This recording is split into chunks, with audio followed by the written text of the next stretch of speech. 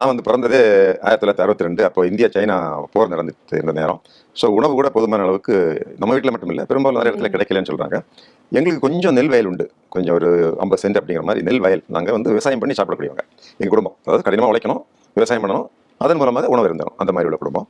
ஆனால் திடீர்னு பார்த்தீங்கன்னா அந்த அந்த அந்த சைனா போரின் போது நெல்லை வந்து அரசாங்கமே வாங்கிடுவாங்களாம். ஸோ வீட்டுக்கு நெல் கிடைக்காது, சாப்பிட கிடைக்காது. சில நேரத்தில் எங்கள் ஊரில் பார்த்தீங்கன்னா அதிகமாக மழை பெய்யும். இப்போ நான் பிறந்து வந்து குளித்துறைங்கிறது கன்னியாகுமரி மாவட்டம், கேரளாவை சேர்ந்த பகுதி ஒரு காலத்தில். இப்போ ஜியாகிரபிக்கலி அது கேரளா தான். நிறைய மழை பெய்யும். ஸோ மழை பெஞ்சு வெள்ள பெருக்கு வரும்போது நெல் பயிரெலாம் அழிஞ்சிடும். ஸோ அந்த ஆண்டு நெல் இருக்காது. இப்போ வந்து ரேஷன் அரிசி தான்.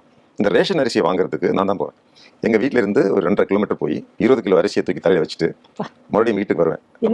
எனக்கு அப்போ 12 வயசு 13 வயசு இருக்கும். அந்த 20 கிலோ அரிசினா என் உடம்பு வெயிட்டே 30 கிலோ தான் இருக்கும்.